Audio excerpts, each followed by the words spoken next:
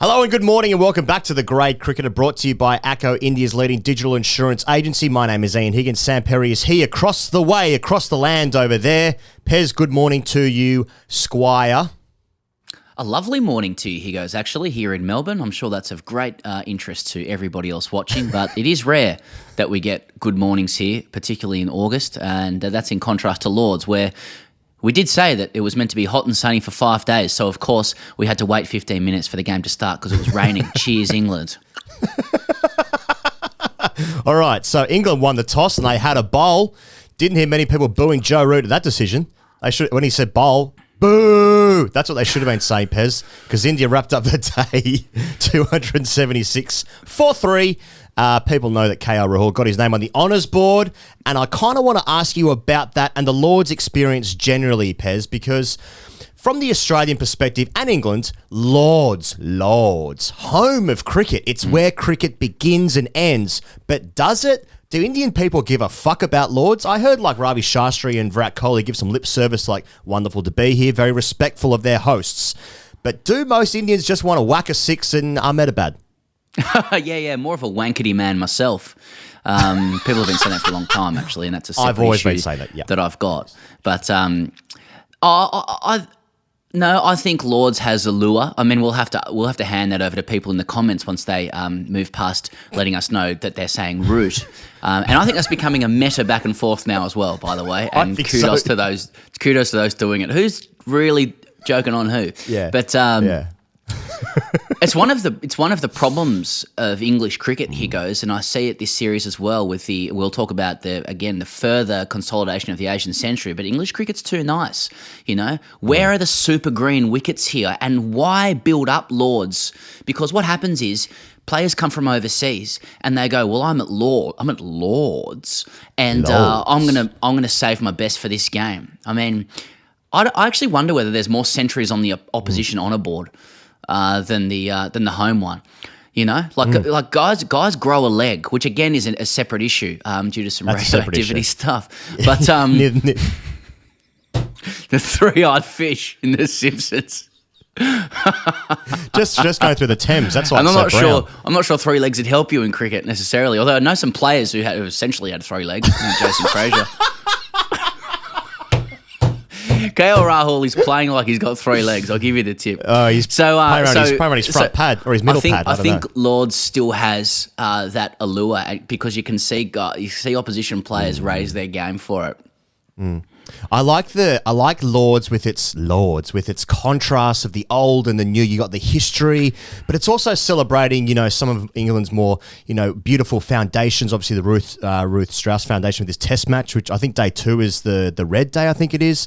You know, you got the old pavilion there. You've got the new media stand and the stands either side now, but also just advertising for some of the great industries like, you know, a Yorkshire-based Bitter or Bet365 or JP Morgan. You know, it's a nice balance to have as Lords. Anyway, so they had a bowl for some reason. Yeah. Let's talk about the team news first thing, Pez. Let's talk about team news here. We spoke about it in the preview yesterday, but a couple of surprises I thought anyway. So Broad, Lawrence, Crawley out for England.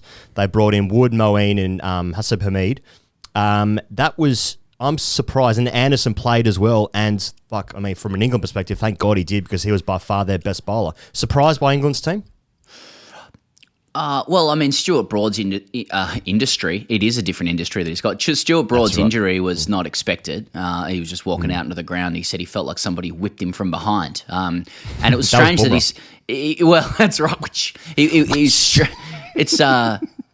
strange that was his first thought. You know, it's like players who say when they get selected, they wonder if it's a prank. Like, how many pranks are going on with people calling up and saying you've been selected in the national side? And when Broad was like, I've been whipped on the back of the calf. Like, how often is Jimmy Anderson whipping him with a bullwhip on the back of the calf?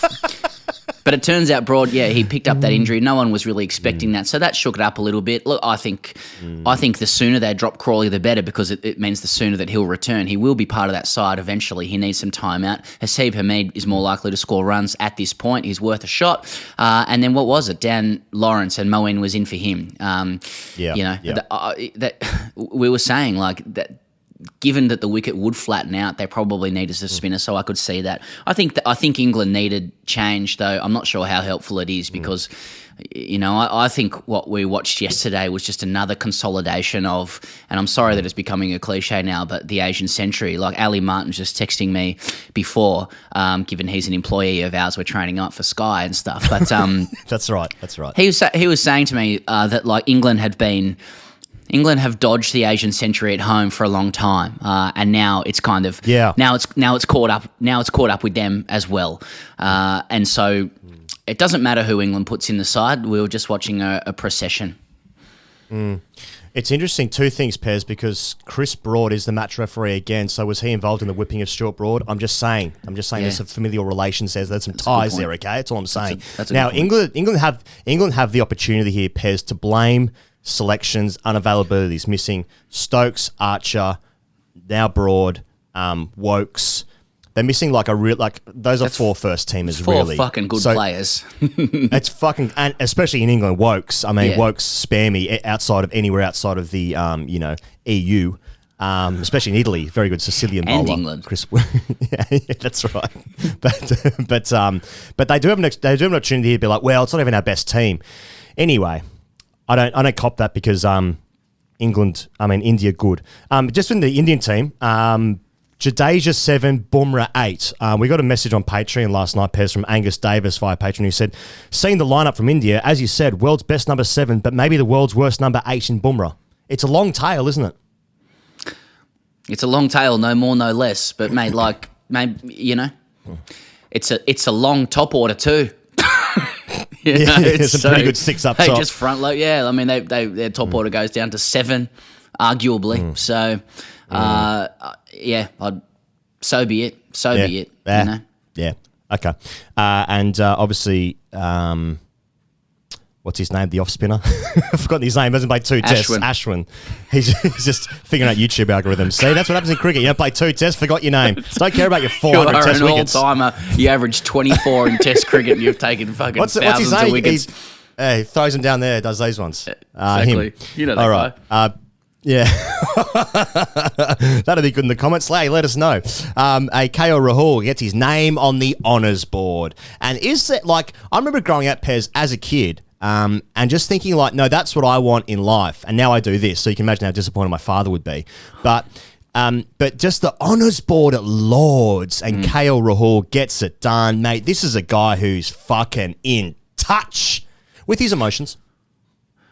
Mate, I really enjoy. I had another one of these sessions. There's things that you used to do as a kid or even as an adult before the internet really took off and started addicting us and ruining our attention spans. I actually put the phone away and watched the openers bat. It was Sharma, Rohit and KL Rahul just delivered an absolute an education, a masterclass in opening the batting. Mate, it was. It was a good toss to win for Joe Root. Kohli said he would have bowled as well. It was a dark rouge Jukes ball, cloudy. So everything, tick the boxes. That's what it was. It was a stereotypical day for wickets. It was a 3 for 50 day. A 3 for 50 session. None for 100. They went on beyond that as well. They were precise.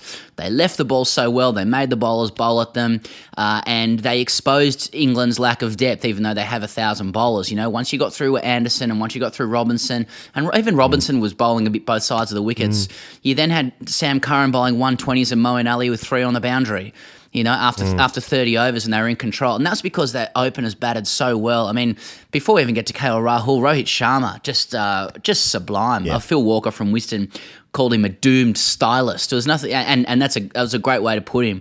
There's nothing doomed about him yesterday. It's his highest score away from home for India in Tests. He looked $1 million. And I said on Twitter he was doing it off his Graham Hick, but I'll say here he was doing it off his dick. So another guy with 3 legs yesterday. And then KL Rahul, he goes the thing that scares me about KL Rahul is... What's that, mate? He's 18 off 100 rocks at Lords. Yeah. And he carries on to 127 not out. Don't talk to me about 2021 needing to specialise in formats. This guy was meant to be a white ball player. And now he's 18 off 100, Roxanne off Anderson and Robinson under, cloudy skies. Mate, he hadn't played a first-class game since February. No one's saying that until a warm-up match. These guys are just better. It's over, Higgos. Like, the Asian century is here. We're only one day in. But, like, England and Australia have to basically wrangle their players to come and play Test cricket on occasion. India just pay their guys trillions of dollars in for one tournament in the IPL, and then they've got 10 months, as Ali said to me as well, 10 months just to specialise for international cricket outside. They're structurally sorted out. And fair play to them. I'm looking forward to watching them. And KL Rahul, that's just an example of that yesterday. Nothing England could throw at him was good enough at Lords under cloudy skies. Yeah, but mate, you think about that, but then also, like, Australia said when they lost 4-1 in Bangladesh that their players were too short. So, you have to compensate for both elements here. You do have to think about that. So what is KL Rahul? What's his advantage? Too many tats. Mate, I thought... I was watching him just cover drive 100 runs yesterday, and it's a good looking cover drive. I just found, I think he's in such good touch, and I will focus on a negative here, that I find his bat actually comes slightly from gully through, like in this sort of U-shaped arc, even when he's pushing through the offside, but he's middling everything. He's not quite conventionally like straight down the ground, but he's just middling every single ball. He's leaving so well. He knows where his off stump is. And the scary thing is, this guy was like fourth in line to open the batting. Yep. He plays against the county 11 batting 5, does well, scores runs, but he's still 5th down the list. Shubman Gill, we'll never see him again. Mate, he's over at Sachin's house getting throwdowns. Shubman who? Cool your jets, Allegedly. Shubman. Prithvi Shaw, he doesn't have to cool his jets. His jets are ice. They're gone. His jets are ice mate, jets. He's frostbitten. They might be blackened and come off now. Mount Everest.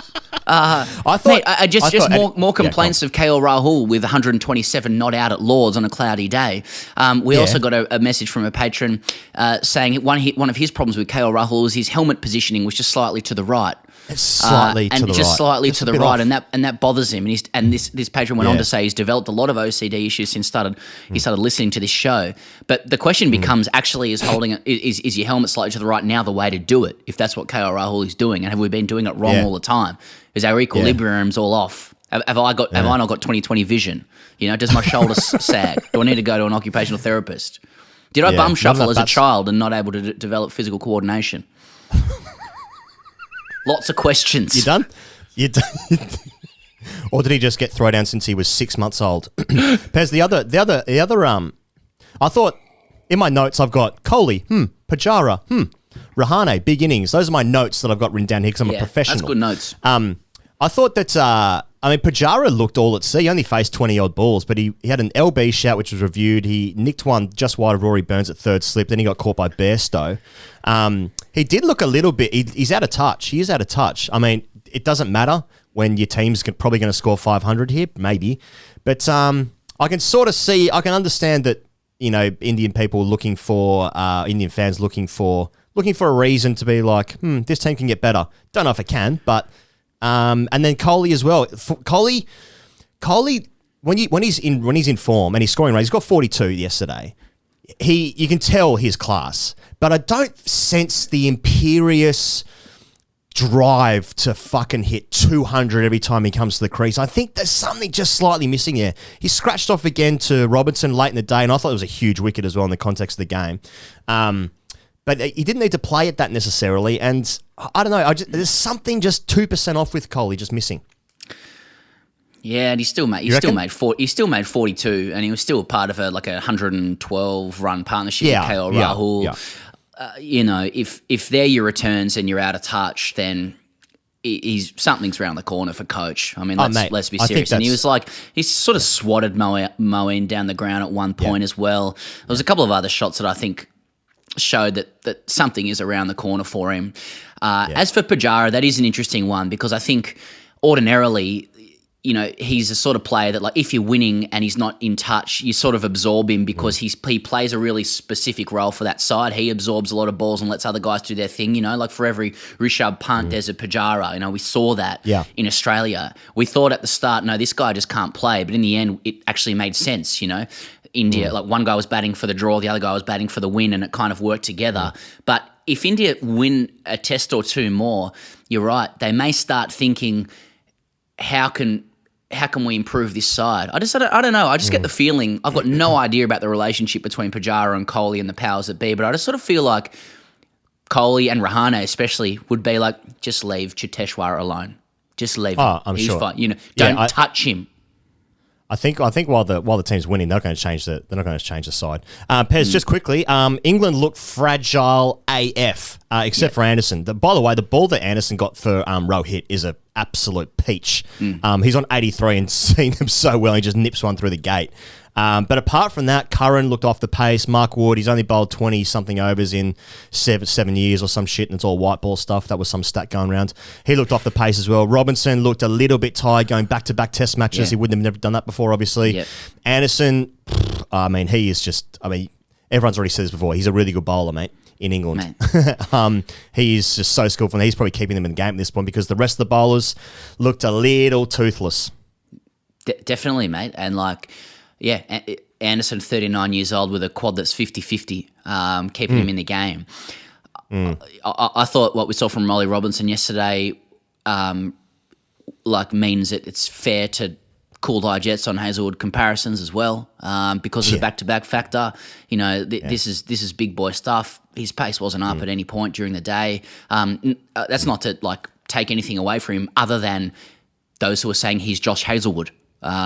So you can see that I'm defending Josh Hazelwood a fair bit here, but mate, we said that in the preview. I think if you're India's top order, every test match is hard because you're facing the best bowlers or just about that any country can assemble. But this unit is not that great. They had to hold Anderson back a fair few times, but probably because of his age. And so you had rotations and little sessions going on where you had Moeen and Sam Curran bowling. Sam Curran, let's call that out with Sam Curran. He bowls 75 mile an hour and he's 5'8". There were shots that I was watching Rohit play and Rahul play, KL Rahul play, they weren't even attacking shots, but the way they were just sort of pressing onto the front dog second session and just sort of nonchalantly stroking him out to cover or whatever, it's that's not what is required at test level. He's a good all-round player, Sam Curran, but mate, you're going to be frontline third, fourth seamer. You got to be offering more than that. It's not his fault, but they do look a bit toothless, mate. And if one more partnership, India are away here. In defence of Sam Curran, I think every time he's played for England, he's done really, really well, but he just looks off the pace. And then when he hasn't got the armoury of, say, a Wood, who struggled as well, but at least he's got pace, and at that top level, you can keep yourself in the game. I thought Wood's first spell was fucking rapid. He's quick. It was, and he was, mate. His lines were good, and he was shaping it away. But the precision from KL Rahul and Rohit Sharma, I think it was sort of underestimated yesterday. He bought a lot of challenging balls, Wood, and they just left them. And then Rohit smashed him in front of square at 95 mile an hour. But with Mark Wood, he's got 5 overs in him in max. If you get through him, then he's out of the game, and then you've got a lot of donkey bowling for a while. So cash in Asian century. Let's get straight into hashtag AskTGC. Pez, we've gone way too long here. Brought to you by ACCO, of course. This one coming through Twitter. Maharshi Thaka says, is it safe to say India are the PSG of cricket, or do we need to cool our jets? Are India the PSG of cricket? I thought about this. I can see initially how that would work. Yeah, they've got heaps of money and they control the game, and they're actually creating a market that's ruining the rest of the competition. Yep. But the difference is, I think India is essentially keeping cricket alive in a lot of ways, or at least professional cricket alive. And I don't think PSG is necessarily doing that. And also, India, like PSG are a plastic confected club. India, have great history when it comes to cricket. I don't mean to suck them off here, but you can go, you can name great Indian cricketers going all the way back. It's a pastime. It's so rooted within the country. So I don't think it's really, and also PSG's money comes from extremely questionable practices, whereas India's comes from 1.6 billion people, and an economy that's quickly organising itself, and they're mates with Putin. And also, I think Messi's getting paid partially in cryptocurrency, so that's something to keep in mind for Rahane especially. Don't know. Just look into it. That's all I'm saying. All right, that'll do for day one. We'll be back tomorrow right here on YouTube. Subscribe. Get those hashtag AskTGCs in. What do we see tomorrow? Probably some more runs. See you then.